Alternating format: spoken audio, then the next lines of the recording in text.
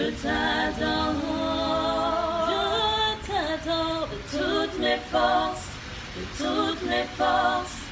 Je t'adore, de tout mon être, de tout mon être, tout mon être, tout mon être, tout mon être. Je t'adore, de tout mon être, de tout mon être. Je t'adore, de toutes mes forces, de toutes mes forces. Quand tu parlais avec qui vraiment, je vous invite à se lever, sont capables. Quand j'appelle l'homme de Dieu, lève-toi si tu sens capable.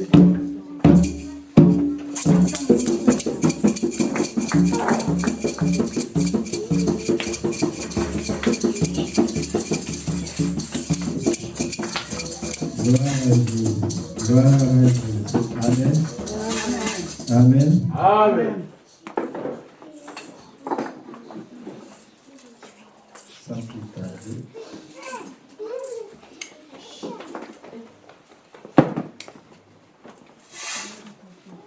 Toujours avec l'Église sur l'acte des apôtres.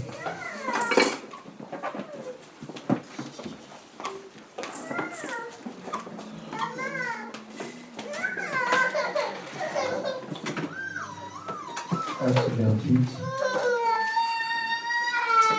du premier verset au 6e.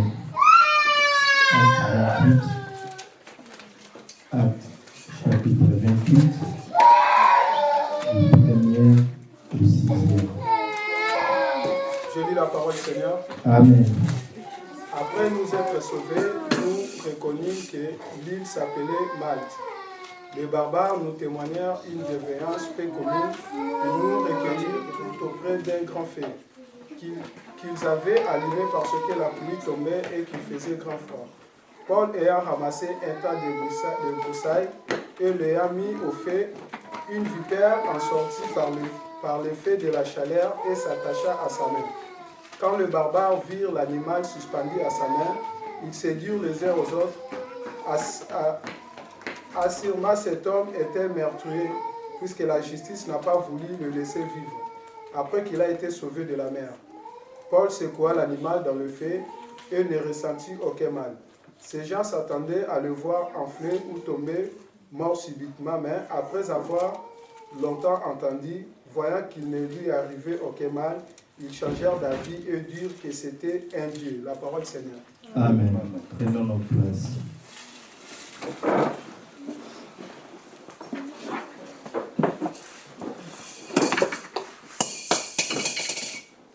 Dieu soit loué parce qu'il nous a fait grâce de venir dans sa présence cet après-midi. Et à chaque fois, dans la présence en Zambie, il a grâce. Et la présence en Zambie, c'est nous qui avons bénéficiaires. Amen. Parce que Ngana yo cet après-midi, ceux qui adorent Nzambete, ceux qui te glorifient, ceux qui à Jésus-Christ, il faut que dans les lieux très hauts, place Nzamba Zalaka, ils en ont ange, ils en ont archange, ils en ont être vivant, ils en ont 4 vieillards au Bible et lobby. Du jour au soir, adora Kanzambe, puis Nzambe, aux saints, Amen. Amen. C'est pour cela que vous avez la présence en Nzambe, ngala ote toza ba bénéficiaire. Pour to pese Nzambe loko moko te oyazangi. Mais tant que vous avez la présence en Nzambe, bisonde tozo bénéficier grâce et miséricorde en Nzambe. Bisonde tozo bénéficier o tozaki na moté Nzambe azo pesa biso tolobi amen. Amen. Et le dimanche passé, tolobela qui sur l'épreuve. Tout en dans Job chapitre 1 verset 6 à 12 et 20 à 22. Tolobela qui épreuve la vie à moi dans Nzambe Et premier point d'habitude, pourquoi Dieu permet-il les épreuves dans nos vies? Et réponse tout le monde qui pour éprouver la foi des croyants, pour rapprocher les croyants et de lui, pour rapprocher les croyants, et pour que les croyants réalisent qu'ils vivent grâce à l'Éternel où ils dépendent à Dieu. Amen. Pétozoa qui comme référence est Romains 8 à 28 au Bible le dit, toutes choses concourent au bien de ceux qui aiment Dieu. Et deuxième point, la biso, comment réagir face à l'épreuve. Face à l'épreuve, est-ce qu'on peut perdre connaissance, est-ce qu'on peut perdre morale, est-ce qu'on peut perdre foi? Et Toloba qui, face à l'épreuve, n'est pas s'inquiéter, mais se remettre entièrement à Dieu. Et tout soit qui comme référence, la Philippiens 4 et 6, Tolobi, Amen. Amen. Et la troisième point, Tolobi là qui faire confiance à Dieu, pendant les moments des épreuves. Et tout soit qui comme référence, la Psaume 37, 5. Et cet après-midi aussi, tellement épreuve, et ça là partie bello tokoyi kolobela, et ça là point belé toko lobela. Mais cet après-midi aussi, Dieu a mis la montée maqueto lobela sur quelques points sur les épreuves parce que ça là makambe belé. Et soto bito banda kolobela peut-être et gozoabiso vraiment ba dimanche belé, mais le kola nzamba otsa na mutema parce que ayebi chacun de nous a une épreuve quoi a passé nango et nzamba a na posa à fortifier et à consoler tout le monde. Amen. Amen. Et dans le chapitre Touti Kotanga, il y a Actes des apôtres et Tozomona Paul Bible yebisi biso soto zongi lisusu mwa mukesima. Paul azalaki muto azalaki vraiment mertueux. Paul azalaki muto vraiment azalaki ko déranger ba chrétien. Et Paul azalaki muto oyo azalaki ko maltraiter ba chrétien à l'époque là. Et na moment wana azalaki nanu Paul te mais azalaki Saoul. Et abandé ko maltraiter peuple de Dieu. Et azalaki ko bomba parce que azalaki na autorité oyo gouvernement pesa keke soko moni ba chrétien kanga pesa la nyoso go sala. Et Bible yebisi biso un jour Paul a eu mandat ya okende ko kanga ba chrétien pe ko maltraiter bango et na chemin tant bazo kende Bible yebisi biso lumière moko et s'éclater devant Paul et akoyaki et nzamba bandi kolobela ye. Et tango akoyi atie mutu na ye na se et Bible yebisi biso mungongo ebimai kati na lumière wana ebengi Saoul et yatunaki ye oza nani ayebisi c'est moi le Seigneur oza ko persécuter ngai Jésus-Christ. Et lokwa na kutani na yo posa ngeza na sala yo disciple nanga et Nzambe apesaki ba directif nini akoyi ko sala. Et tangu azu message oyo et Nzamba permettait que akoma avec pe Nzamba tindaki pa mosali moko akende kuna pe mosali wana bondela kipona ye miso efungwamaki pe babatizaki na kombo ya Paul.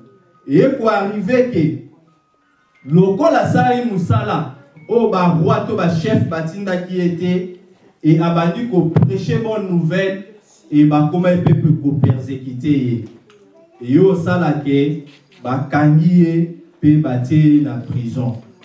Et à chaque fois abandai ko leka na ba tribunal pe abandai ko samba et ba roi abandai ko mona motif moko teza ba garder la prison et jusqu'à ce que balobi non il faut pas transférer na Rome pour akende ko ça la prison. Et bazalaki quelques prisonniers et babandi ko ça la marche pe baké na port bazui bar pour na ko ça la voyage. Et ba ebisi biso na voyage o babandai ko ça la et sali que temps ezaki mabe makasi Tenzalaki mabe, ba risqué na naufrage et ba komaki na ville o ba bengi Malte. Place histoire na biso ebandi. Et na ville oyo ya Malte, Bible lobi peuple oyo ya ville oyo et yambaki bango avec bienveillance. Peuple oyo ba moni ke bato ba risqué na naufrage et bato ba poli et lokola pezaki tamoko ya hiver. Peuple oyo yaki kopelisi la bango moto po ba réchauffer un peu. Et so tangi na ba livre mususu a commentaire ba yebisi biso moto e bandai kokende na kokufa. Et sali ke Paul azui koni po atia po moto e ya isu makasi. Et tant Paul na koni a lokota ipo atia moto ya makasi, Bible biso tant moto e pelisi lo ba commentaire makasi. Et serpent azalaki na kati a koki chaleur ya moto te abimi pe a sui Paul na loboko a kangami na loboko a Paul. Et bato yo bazalaki na bango chemin ensemble bablongwaki na bango na prison et na peuple oyo ya ba barbare babi mutu oyo lokola a risqué na justice et nzamba zo continuer ko punir ye. Voilà nyoka a suye. Et bah comment il posait là, bah mon année à opoué à paix à okufa.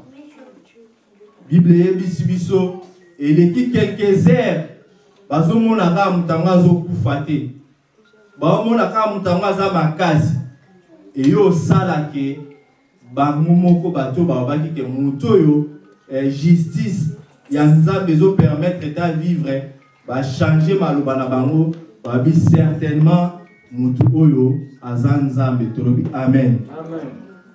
Mutu oyo azanzambe parce que na épreuve oyo nyoka so asui mutu abi karate mutu il faut akufa. Et cet après-midi tozana quelques points aussi togolobela par rapport à verset oyo pe par rapport à thème na biso les épreuves. Et tolobaki Dieu permet des épreuves dans nos vies, mais il y a des choses qui se passent dans notre vie, c'est hors de notre contrôle parce que tout côté peut-être dans ma distraction.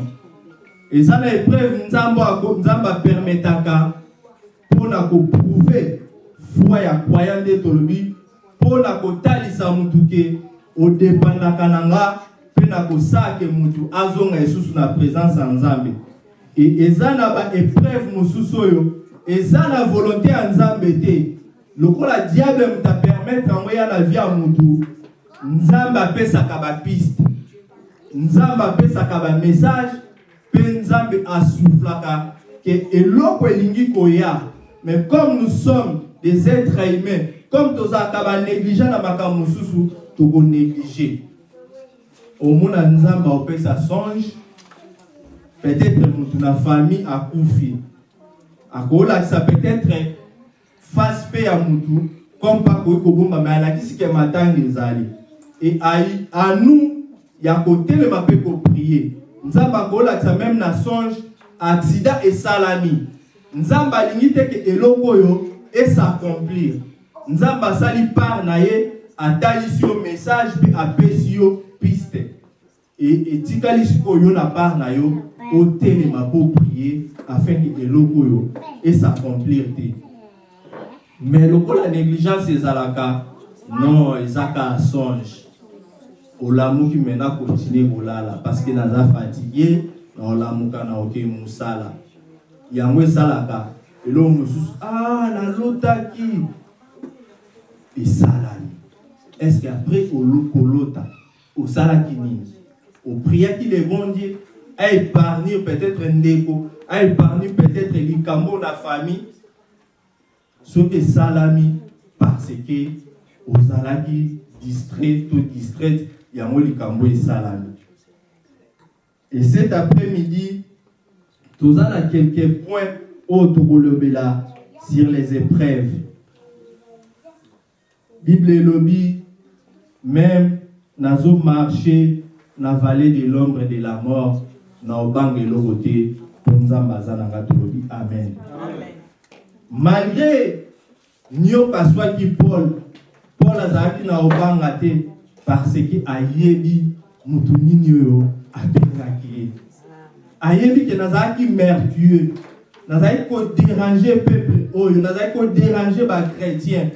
Mais Seigneur wa akutana ye na nga na nzela, ye mutu apesa ye na mission oyo.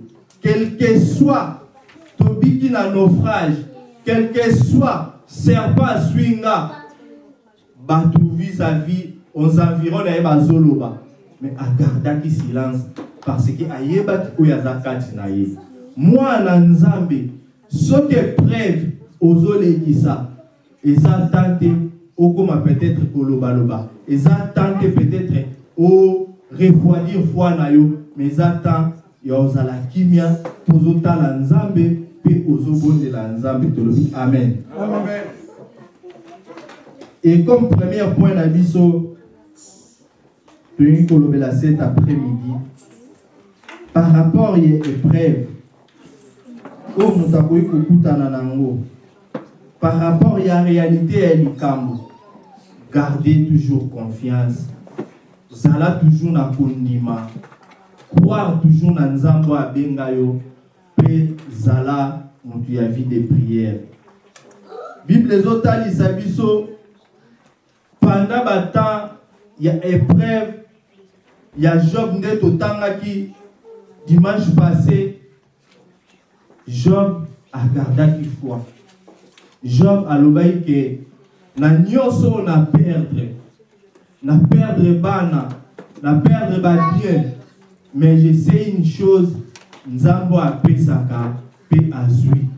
Et na yaki na mokili maboko pamba, na ozonga maboko pamba. Na nyonso eleki kombo nzambe ekumisama. Job a perdu foi te, mais a gardé confiance.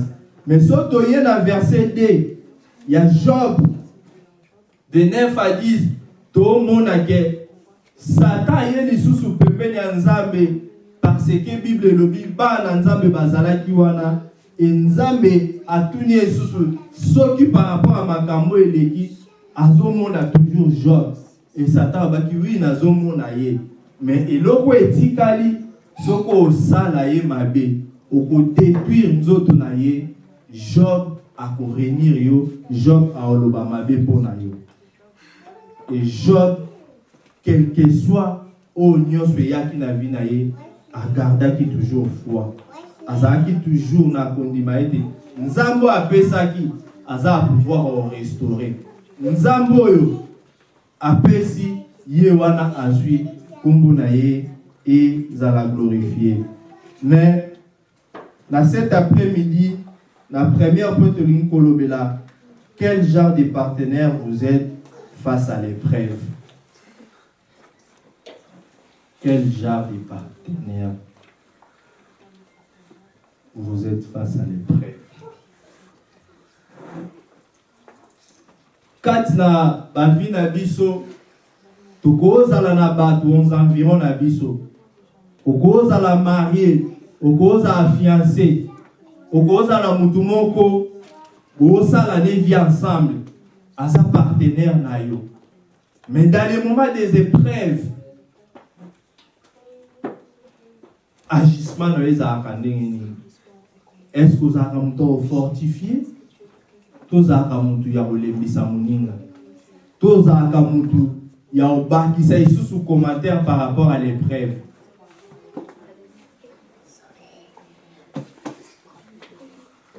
Na parcours ya vie, mutu azalaka ye mon côté. Tout autour na koza na bad. A koza na ba ami intime. A koza na mbali to koza na mwasi. Mais oza ja partenaire nini? Moment épreuve ye. Otalisaka muninga nini? Parce que la Bible est biso mibale leki moko. Parce que so moko alembi o azama kasi a telemisi muninga ba continuer marche ensemble. So moko foi ekiti o azama kasi a fortifier muninga po foi na ye telema. Totali na Job 2 9 à 10 par rapport à comportement ya moi si à Job. S'il te plaît, lecteur Atangeli biso Job 2, 9 à 10.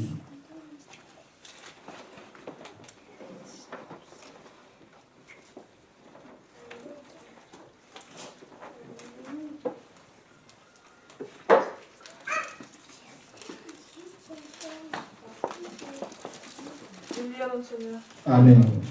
Que les étoiles de son crépuscule s'obscurcissent, que l'entente. Job 9. Job 2, 9 à 10.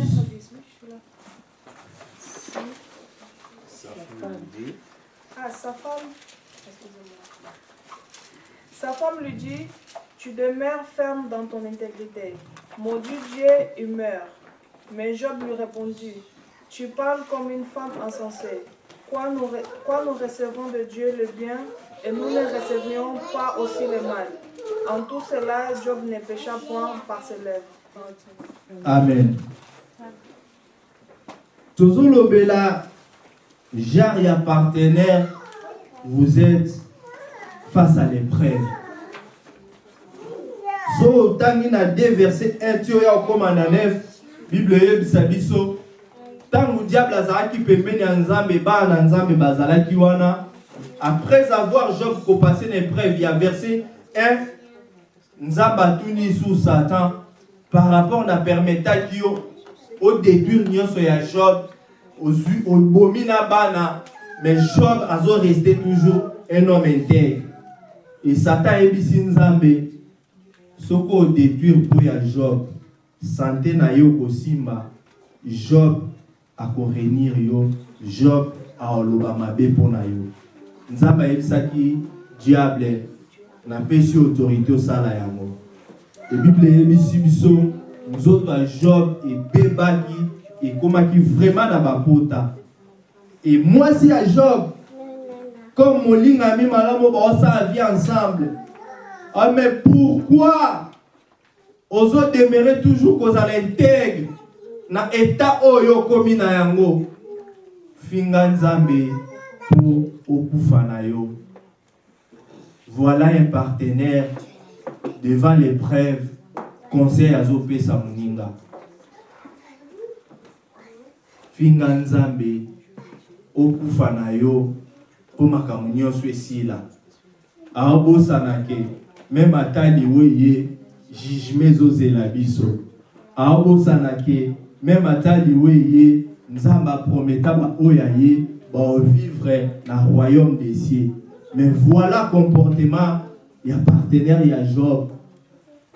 C'est pour cela dimanche passé na lobaki tokozala mutu moko par rapport ndenge mariage esangisi biso, mais par rapport ya intimité na Nzambe toza mutu moko te.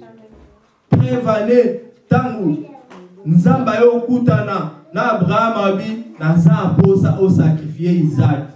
Loko ezalaki makamba relation ya Abraham na Nzambe abetela Sarah lisolo te. Parce que so Sarah yebaki yango elinga ozala danger. Sarah nga olinga te. Et Job lokola yebi intimité bazalaki na ngona Nzambe ayebisi mwasi na ye oza ko agir lokola une femme essentieuse. Parce que ayebaki Nzambe abengi. Et cet après-midi Nzamba nga lobela yo par rapport à entourage na yo, par rapport na couple na yo, partenaire na yo, aza conseiller to conseillère ya malamu, ce qui est préveillé. Est-ce que oza lokola mwasi ya Job? Poyo potunaka na yeba ate soki po ani osambelaka. Jusqu'à présent ba problème ezotika yo te. Oui, toute chose concourt au bien de ceux qui aiment Dieu. Et ça entend Nzamba olinga ba problème ici là. Et ça na moment où Nzamba zo l'exanga ya épreuve. Mais Nzambe cet après-midi alingi toza ba partenaire oyo tozala wana pona ko pesa maloba malamu pona ko fortifier afin que muninga foi na yelemba te. L'entourage na yo va peut-être au sambelaka, mais bango vi na bango eza bien. bango bazana kimia, mais yo toujours ba problème, yo toujours ba difficulté, parce que yo na bango bozandenge moko te. Bible lobby, Bible était pardon de comment lobby, so kutani na diable te, nanzela na yo sache que bosa chemin ensemble, parce que muto azana nzambe, nzambe alexake toujours na l'épreuve. Or les causes à l'apprécier te, ce que les guinées ont la moto te, pour ezala purifier. Yango na nzambe o lection na l'épreuve, pour ayebi ke ozaya ye, pour azo prouver foi na yo, pour azana posa, peut-être komaki na ba makanisi mususu, peut-être perdra qu'intimité, à l'équision l'épreuve wana, pour ozonga isu pembeni na ye, pour foi na yo ezala fortifier. Cet après-midi, Zala partenaire Oyo à soutenir Mouninga tant problème est. Zala partenaire Oyo tant problème est. Oye c'est non, nous sommes des chrétiens. Le problème à boyer, toko vanda kimiate, to kumbama, petoye bisanzambe quelque chose de l'obi. Amen. Amen. Cet après-midi, cause a été le rôle à moi c'est à Job.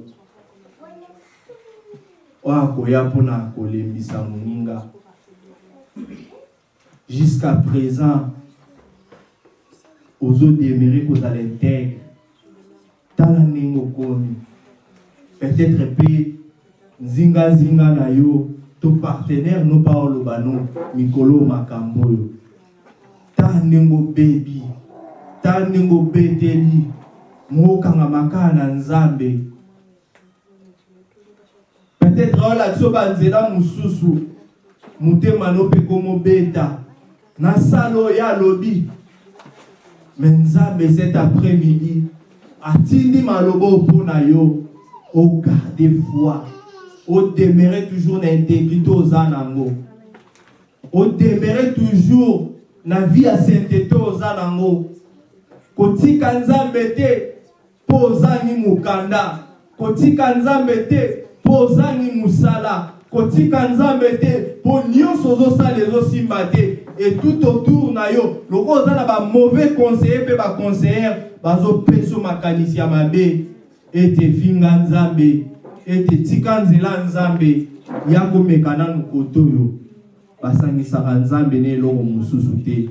Bible elobi ete nzambe aza saint, akotikala saint pe baye bazokosaproche pepe na ye esengeli bazala saint tolobi. Amen. Amen. Ce qu'on demeurait ferme, le rôle à Job, tout le rôle à Paul, quelles que soient les épreuves, andimi à côté à prison pour Nzambe, andimi nyonso ane salama parce que ayebaki mutu abengiye azana pouvoir ya ko délivrer quels que soient les problèmes. Koza lokola sarate à cause de la stérilité, Bible yebisi biso. Oh, Sarah, Hakabi Abraham, et pas Agar, parce que stérilité la bango soit qui tend. Sarah Yakobi li sous-souté. C'était avant Nzamba komisaye Sarah. Bible yebisi biso na Genèse. Sarah Kabi Abraham, Sarah Yakabi Abraham, à cause il y a stérilité ou melaki hakoki li sous-souté adengi Abraham alobi non zwa servante nanga bima na ye peut-être nzambe na nzela na ye haopesa yo mwana ozoluka. Sarah zanga y patience akabi Abraham et Abraham pe lokola koka kite akwei pe abimina Agar. Peut-être que yo ba conseil wana et comme déjà ko refroidir foi na yo otikali la minute sa muke posséder. Oh Dieu tout puissant za malamu atindi malobo cet après-midi pour la royebisa yo garder ta foi. Amen.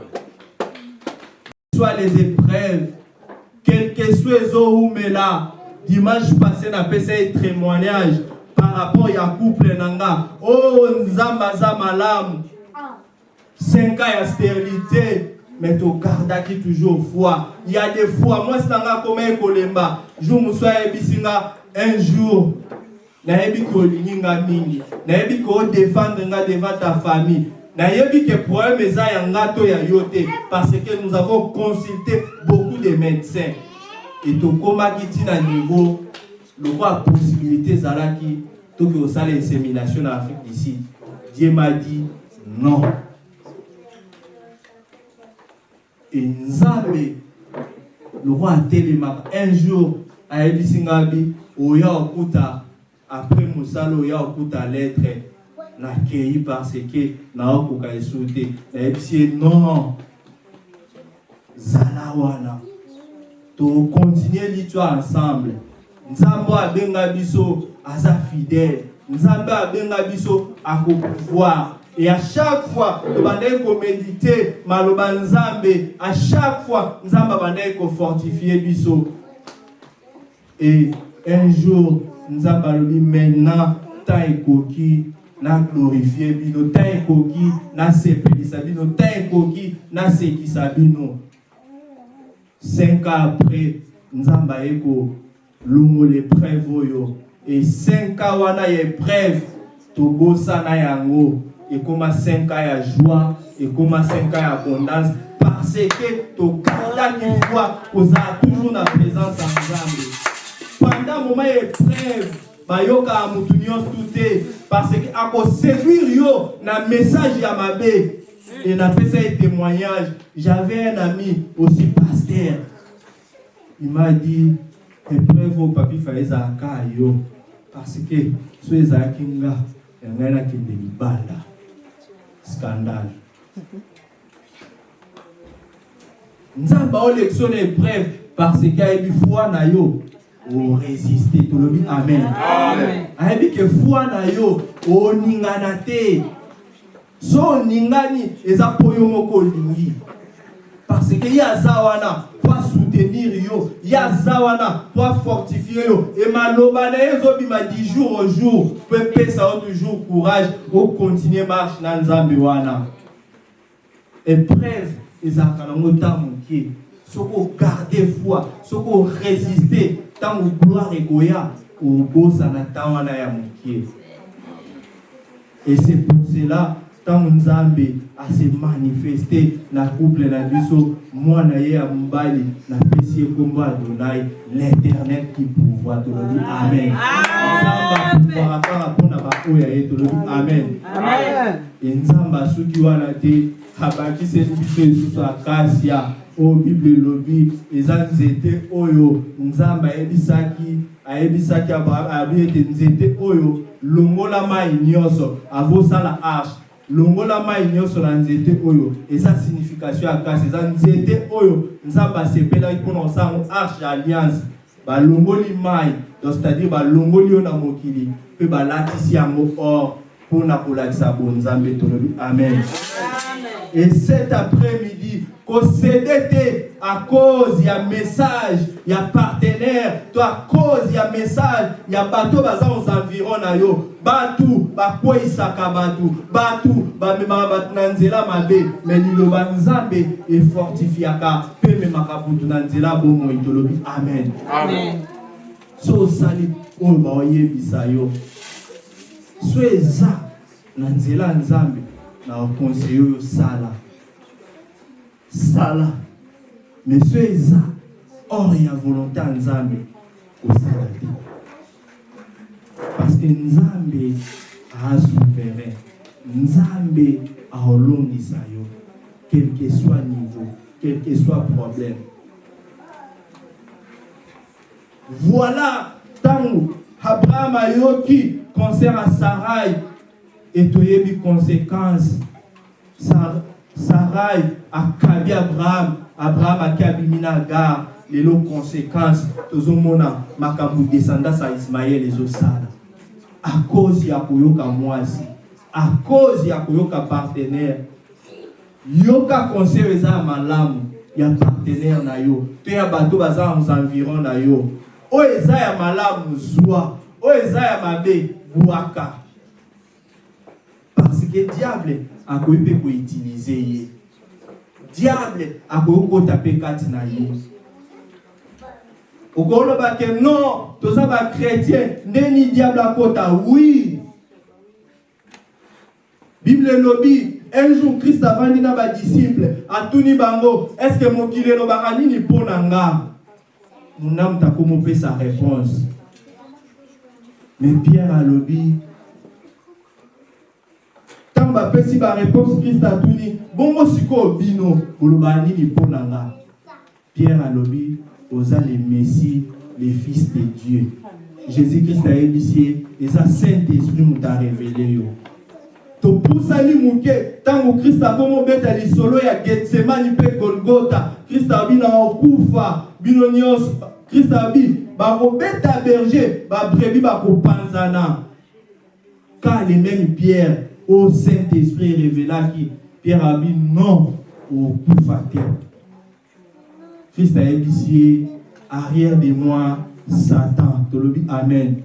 À cause de mon toit Sambelaka, Satan pas quoi utiliser pour aller misayo. Diable à côté la qui Pierre.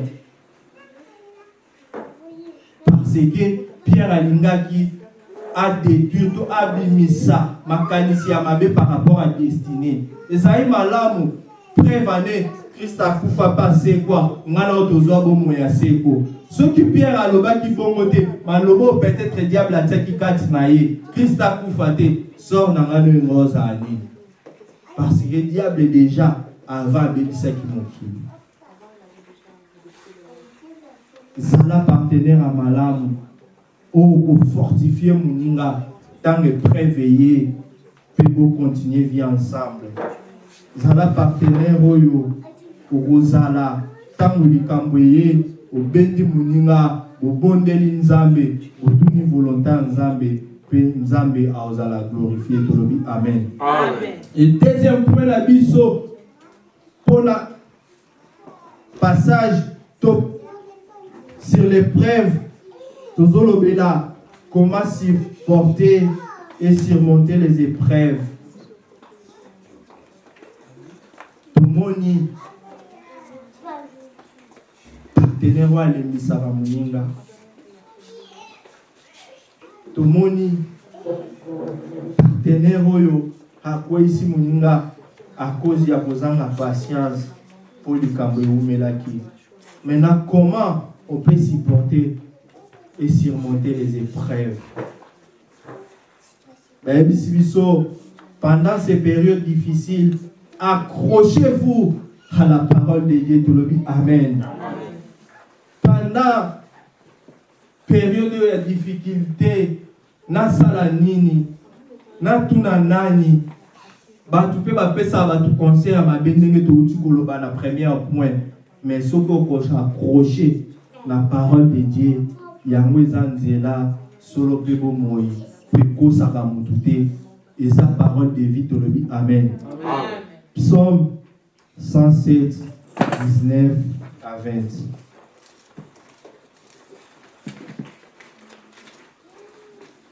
Lecteur attend le bisou.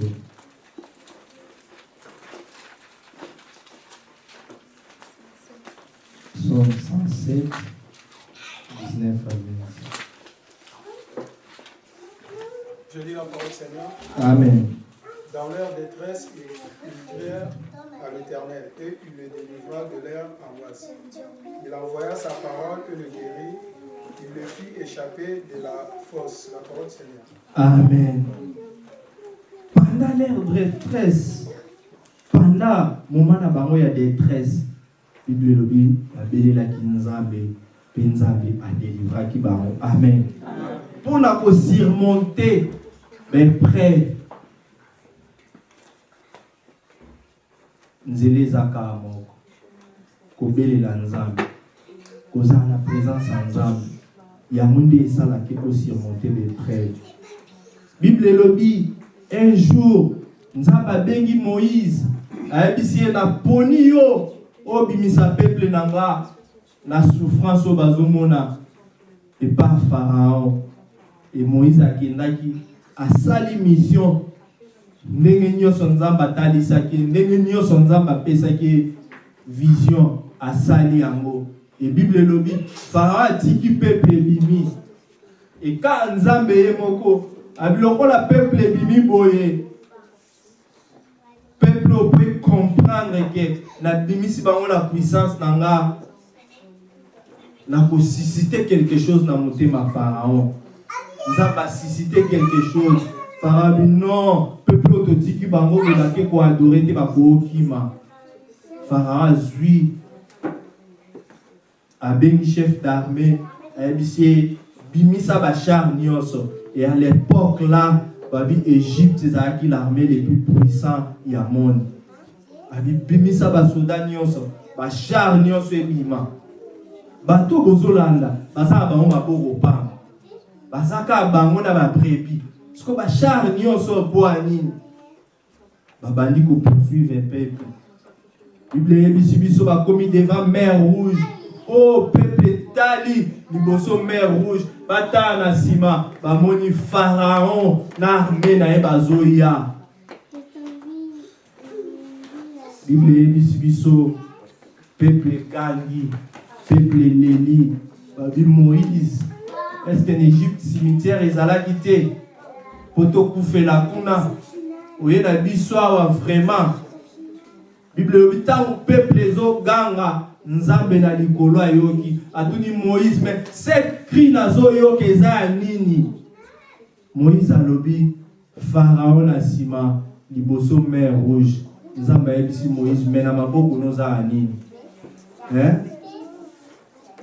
Nzete wano simba na lakisa yo batik-tak na buisson d'Arda devant Pharaon salak na maboko noza anini. Pour dire que pendant moment de difficulté, pendant moment d'épreuve, so gandi devant l'Éternel, Nzambaza fidèle à koyoka otobi. Amen. Amen. Père kotinda lilobanaye ekoya ko fortifier yo, lilobanaye ekoya obimisa yo na nzela ya épreuve tolobi. Amen. Solution pour moyen de surmonter mes épreuves et ça sonder les écritures parce que dans quatre écritures tous un bateau ba les cas dans mes épreuves ya ndenge na ndenge et maloba nzambe tant aux sonder mes écritures et ça là qui est fortifié yo nzamba on révèle yo makambo na no yo kate na vie Bible ebisi biso pendant moment oyo ya David a comme roi. Oh, tant que vous pour wendre David avant d'être Saoul azaki wana roi. Abandé pour persécuter David tant que David allait qui na preuve belé. Oh, babane ko lukaba bomaye. Imaginez roi ça na pouvoir, azo régner. Ayo kake kuna ba wendre mutumo un jour comme roi. Sukika wanate aya bomi Goliath va changer langage. Babi Saoul a bomi 1000, David a bomi 10 000 et Pessi et Kana comme il poursuivre David. David a l'équipe na preuve. Mais Nzambe lokola za souverain, Nzambe lokola za juste, Nzambe lokola tika abana été azaki toujours pour fortifier David. Yango moni puissant ma David a comment makambe belé à malamu. Kotal sa bonté en Nzambe, kotal sa comment Nzambe a sa force naie par rapport à ses épreuves. Nzambe a longola qui est toujours dans la difficulté. Et un jour, tant que David a vali kimia, Bible a pensé que la Nzambe temple, pas mon que arche, et ça a na se à batenda, et ça a se attendre, a pensé que David les gens n'avaient kimia na royauté, Nzamba délivranga, tant nazaki berger, il y a troupeau ya papa nanga, Nzamba permettate ours à détruire nga, Nzamba permettate lion à bomanga, et les gens n'avaient kimia.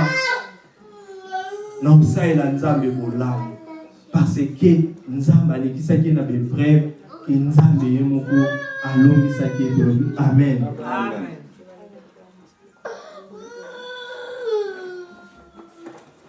Matthieu 26, 36 à 39. Épreuve veillée. Jésus-Christ, notre modèle. Allez, quand il fait une épreuve, merci à mon Père qui est amour. Le seul moyen ya surmonter épreuve eza kaka kozala na présence ya Nzambe.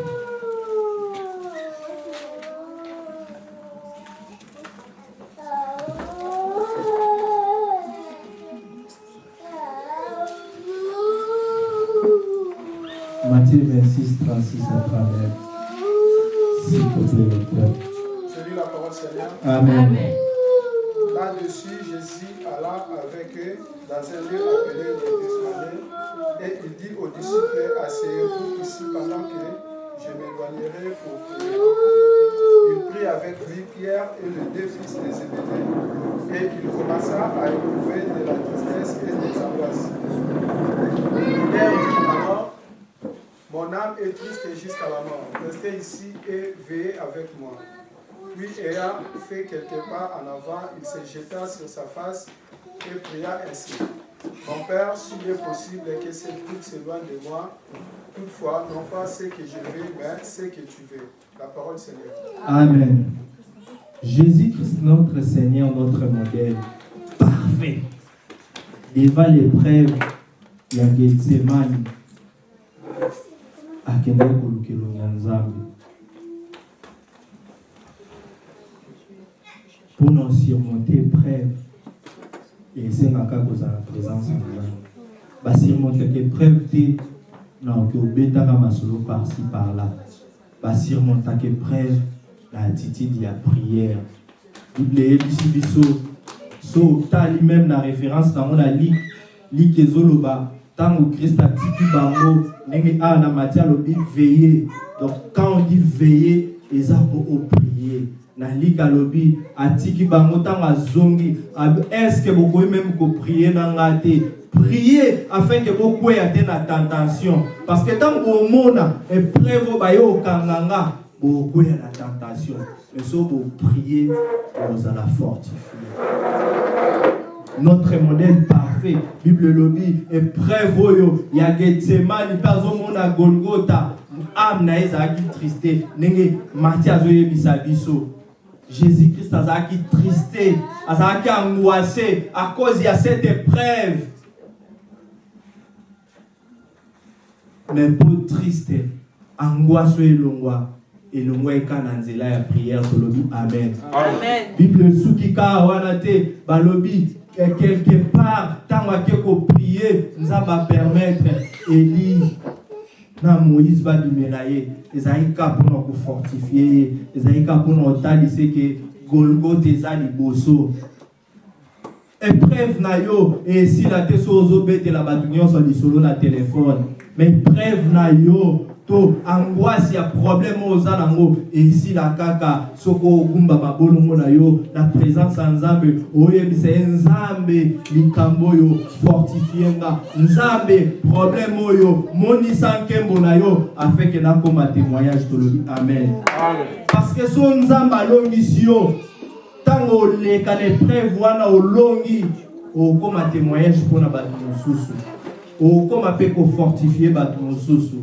Et nous avons biso grâce avant que l'on Angola et to parinaki quelques couples et il y avait parmi les couples bana musupe ba passer l'épreuve oyo et nous comme tozaki wana bandeur sabanga kakao ne t'a fait pas nzambe wana osala botika komitungi sama bozana nubana toujours pour fortifier bango. C'est pour cela dimanche passé dans le baki, il y a une différence entre les dieux qui guérit et les dieux qui t'a guéri.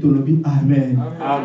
Pour Nzambo ici à Bikisayo, la histoire au bete là-bas tout amen. Parce que situation wana ezaka situation batu babika kanangote nzamba lekisa yo parce que après yo il y a des gens ba oya la situation wana yo za témoignage yo za la conseiller pour la bango afin que va rester ferme tout amen. Amen. So lelo au couple mobeye et tout nanga problème na bino ezoye combien de temps dans un preuve tangible et on talise bango par rapport à stérilité tolobi amen parce que na les cas qui ne preuve wana et na ça la confiance en Nzambe wana Et nazana ba preuve, pe nazana ba base, o esengeli na fortifier bango. Épreuve na yo, nzamba olekisa yo, aolongisa yo. Batela kimia, demeurez toujours faire la présence na ye. Et nzambe tango olongisa yo, yo comme témoignage pour na basusu. Yo comme conseiller to conseillère pour na ba mususu, bazoleka na likambo na tolobi amen. C'est ça nzamba préparaka moto. Eza ndengwana nzamba tambisaka ba oya ye. Ebangisa yo te. Yango moni mutu oyo akutana na nzambe te na lobaki différence entre nzambe oyo abikisaka na nzambe oyo abikisa yo parce que soki likambo mosusu eye ayebi ke oh mon Seigneur atelemaka mutu asuka ye nde mutu akotaka likambo mpe akokata yango mutu wana aninganaka te devant épreuve parce que épreuve a passé et fortifianga epesanga makasi biso toleka nango toza exemple pour ba o ba koya lobi tolobi amen. Amen. Et troisième point la biso, comment devenir vainqueur face à l'épreuve tolobi amen. Amen. Moi na nzambe asuka akate na épreuve atikali wana oh moyebi moko yebi tellement yakato kende parce que nzele za mulai mwana nzambe soka kwei eloko libosa salaka aotelema e ya mibale aopumula salite wana pe ya misato aokontinue marche épreuve na yo jamais kokanga yo otikala wana di bon oyekanga yo soki peut-être ozoyoka baconseil ya libanda mais so ozodemere à genoux ozoyebisa nzambe otikala témoignage okoma conseiller to conseillère mpona bato mais nzambe alekisaka biso na baépreuve po lobi tokoma bavainqueur tolobi amen. Amen. Comment devenir vainqueur face à l'épreuve? Baebisi biso, malgré les difficultés, les épreuves que nous expérimentons dans notre vie, la Bible nous exhorte à être plus que vainqueurs dans toutes ces choses. Amen. Amen. Romains 8, 37. Romains 8.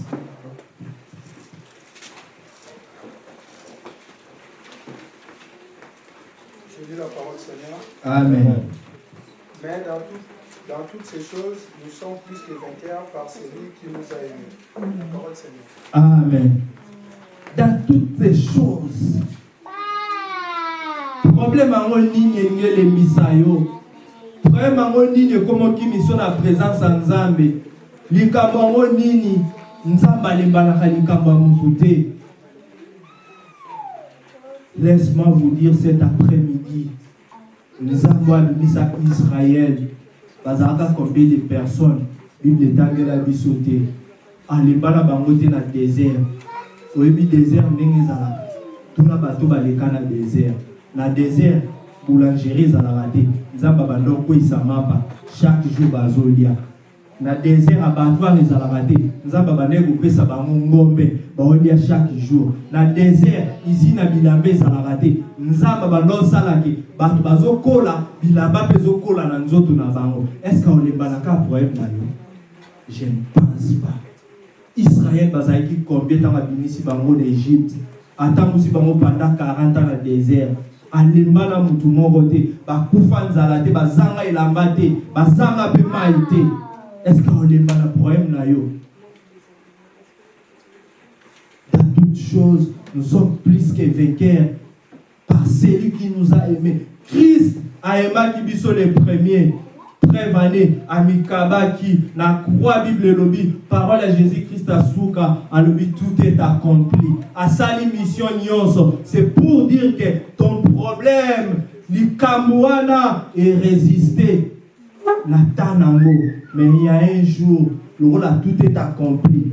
Sur la croix, les Kambouana et aux solutions pour le Amen. Amen.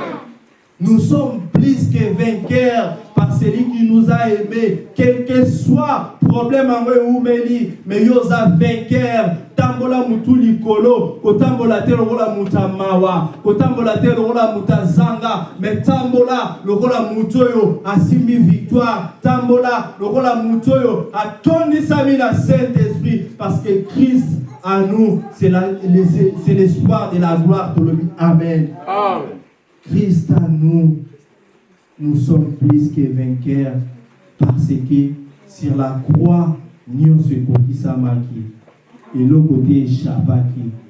Bible lobby, la prière sacerdotale, en Nzambe tata, la sali musala, oyo pesa kinga. Batu nyonso pesa kinga baza pepe nanga, na bungisi mutu mon côté. Sauf fils ya perdition, parce que écriture na yo ekokisama. Mais bango nyonso, na otika bango na maboko na yo. Christ atika na yo, nanga na maboko ya Nzambe tolobi. Amen. Et prévoit un jour et aussi là, parce que nous sommes plus que vainqueurs.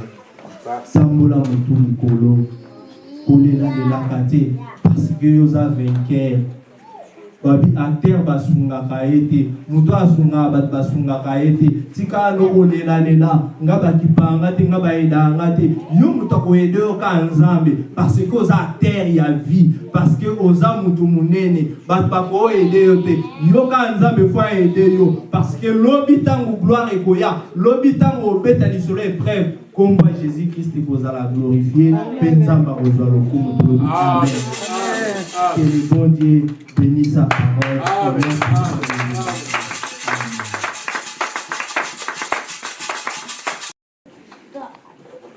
Au Koé, il semble que la situation est sur 10 ans. Mais si quand on a eu il y a Abraham, Isaac plus que 10 ans. Au Koé, on a Abraham de qualité. Bible le dit, Élie, l'homme de même nature, n'a dit alobaki mbule kobeta te pendant 3 ans. Et alobaki non, mbula kobeta te au nom de Jésus-Christ. Alikambabana na bato mususu nayo wa defendaka via basantu beza yo Jésus-Christ de Nazareth beza yo total la ka na bango bakufa yo nanga kota ndenge moko penga la kolonga asu kota bitumba na bango pelongisa molongeza yo Yesu pesa afin que motema na bango ezwa kinya afin que batatola Yesu zalino. Alléluia. Nzamba yo kalibondeli na yo cet après-midi. Alléluia. Nzamba ya exaucé yo.